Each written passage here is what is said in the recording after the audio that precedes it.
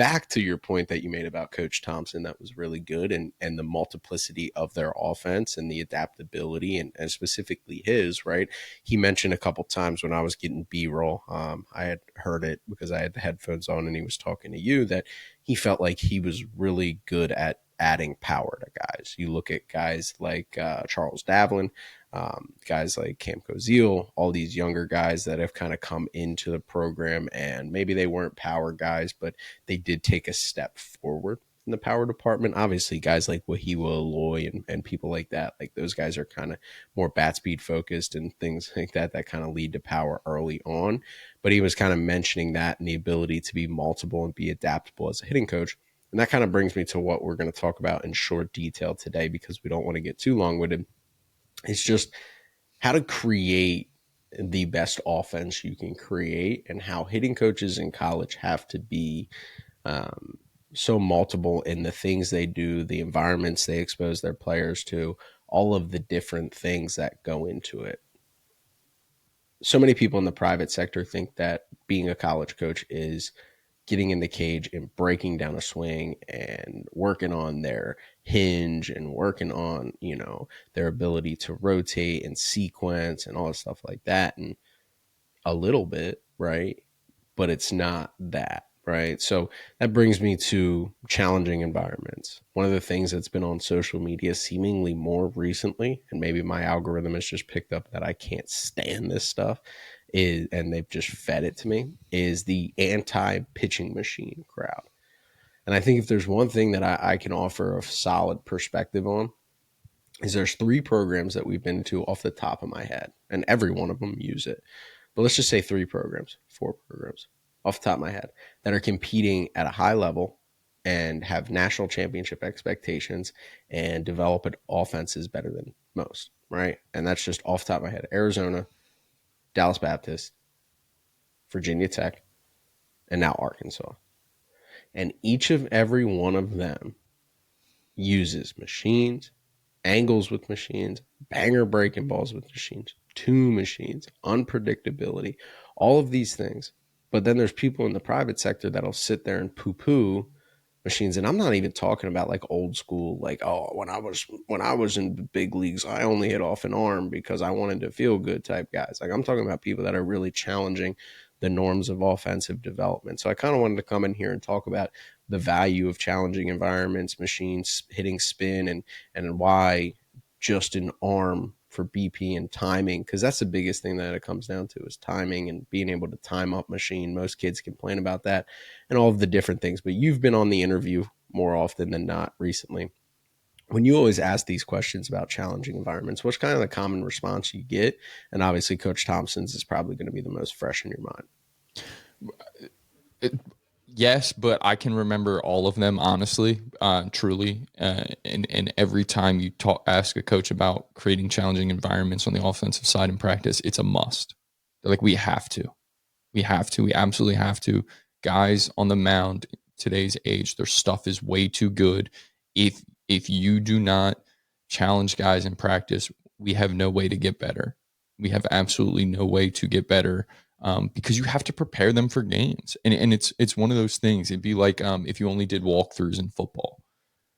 It's like, well, if you only did walkthroughs in football, when you got out there and the first snap came and a linebacker's trying to take off your head and they're moving at full speed and your only prep is, you can't just flip the switch and then play and run those concepts at full speed, right? It's the same thing with baseball on the offensive side. Like, if you're only seeing BP off an arm or in comfortable environments where you're constantly, able to get, the way they kind of always describe it is like, yeah, when we do a BP, like you sit there and you're 7 out of 10, if you're barreling 7 out of 10, like that's what you should be doing. Front toss even higher.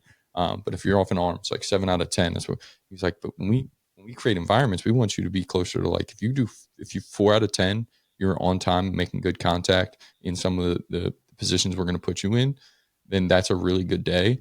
And even just that mental side of things, like taking the mechanical side of it out of it, just the mental side of teaching guys that like 4 out of 10 in environments like that is going to be really good, because that makes you a 400 hitter, let's say in college, or, let's say if you barrel 4 out of every 10 at bats or balls you put in play, let's say you get a hit 3 times. right? One time it goes at somebody. You're a 300 hitter. You're good. You're going to be effective for us. You're going to be a guy we can play every day. So you have to. I also think that one of the refrains for them is like it helps them understand who they can put in their lineup and who deserves time to play because you know guys start to look the same when they're only off an arm and especially at that level. especially at that level. The last thing I do want to say, and Coach Thompson did say, he's like, don't get me wrong, we absolutely do feel good.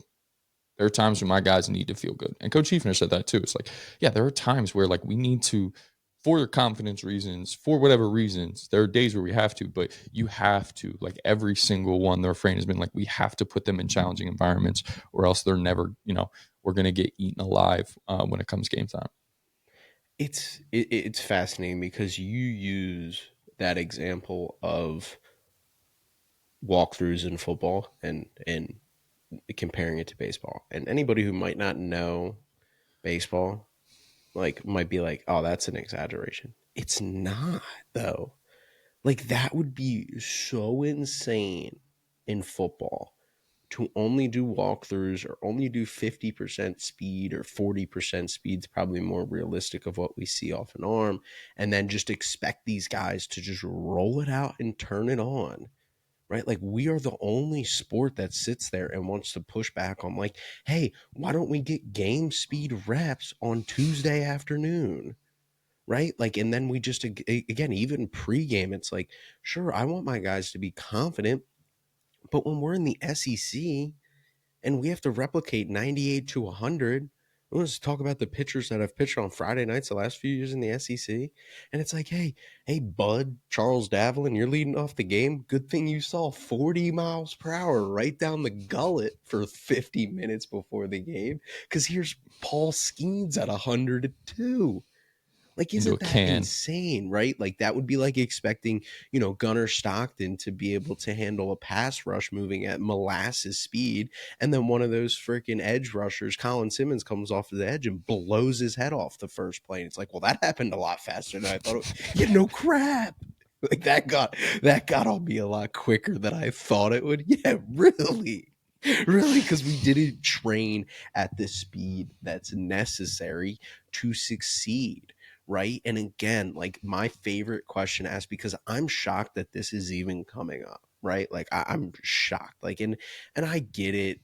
Twitter and social media is all how can we fit this argument into 280 characteristics? And that probably leaves out the fact of the matter that we do use the machine, but we use it in different ways. And we do. But to make definitive statements like guys leave our facility, then get worse when they hit off the machine and go back into pro ball in college is dumb. It's stupid. It's wrong. Like I'm going to take a lot. Like I know we're freaking middlemen here typically in these player development conversations. Like there's no way. I don't believe you. If that's the case, you're not coaching them properly. Like no offense to you, you're not getting those guys better. They're not leaving your facility better if they're not prepared to be uncomfortable and succeed and to be on time for a 98-mile-per-hour fastball and to be on time for a major league level breaking ball or a Division I Friday night level breaking ball, right? These definitive statements about it are so insane to me because it shows, and again, no offense, and I'm not saying I've been in these, I have years and years of experience. You've never coached 20 guys if you don't think that that's valuable, and you've never had to really oversee a guy from Monday through Friday and then expect them to go perform on Saturday if you think that that is not getting them legitimately better and more prepared to face high level pitching. It's just like it's almost like a different conversation in the whole, but it's like just another lesson in like you can't speak in absolutes on the internet because there's no way you have enough time to fully in one tweet to fully explain what you're talking about. And just like everything else, I think the most important part of all of this is like we haven't been to a place that is only creating challenging environments and only hitting off machines. They're inner squatting. They're hitting off live arms all the time. They're hitting off coaches too. Coach arms. They're doing front toss drills. They're hitting different implements. They're hitting tennis balls. They're hitting plyo balls. Like you have to, and each guy is different, right? And that's what we just got done praising Arkansas for. Is like every guy needs something, totally different. Some guys need more machine work. Some guys need a little bit, but like you have to do a little, do a little bit of everything almost, or like have the right mix of things. And it can't just be one thing. You cannot only focus on one thing and get better. You have to be able to, when it's time to make swing changes and do it mechanically and be trying to work on, if you're working on a feel or an adjustment, like, yeah, doing it off a machine is probably not going to get you better. Yeah. Like it's not, right? Like it's not. It's going to be really hard to execute. You need to do that off of T work, front toss, and arm. Like it's easier to make those things, put yourself in a different creating a field. But when it's go time, we're talking about strictly just preparing for getting in the box and what it's going to look like. Coach Thompson said it the other day, like breaking balls are so good. No coach can simulate the breaking stuff that guys are seeing nowadays. Like we have to have a machine for doing that. If we're not going to if we can't have a live arm because, we're in season or whatever, or it's not an inter squad day, like, and I need guys to be ready to hit a breaking ball. I can't, no one on our staff can create that breaking ball. No. Like, so but luckily we have machines who can somewhat simulate breaking balls. So, if we're going to get their eyes used to it, we have to do machine work. And so it's just like, it's a little bit of everything. And again, it's like, which is why I don't, deal with the internet too much for my own personal thoughts, because it's so hard to get across your meaning, and everything comes across absolute when you speak on social media, and it's like on the internet. It's like, well, I don't think like this isn't the full context of what I'm trying to say. Because if you were saying to me, if you only swung off machines and nothing else, yeah, that you can't, like I said, because if you're trying to make a mechanical adjustment, you're going to get eaten alive by a machine, and you're never going to get that adjustment. And then you're going to create bad habits just to get to the machine. And it's like, no, we need to have the engine built and the thing in place before we step into the box and get in against that machine, so that everything's feeling good. And then that's just simulating game reps, which you need to do again, right? It's like there are parts of football practice that aren't full speed, right? There are walkthroughs. Those happen. It's not every day. Just like we're not full speed and thudding every day. We're also not walking through every day in football. Same thing in baseball. We can't be full speed every day, but we can't just, hit front toss every day. You're never going to have it. You'll never have a prayer if anyone's throwing harder than 68 miles an hour, which I'm pretty sure like they start nowadays, they're throwing harder than 68 as soon as you get to like age 13.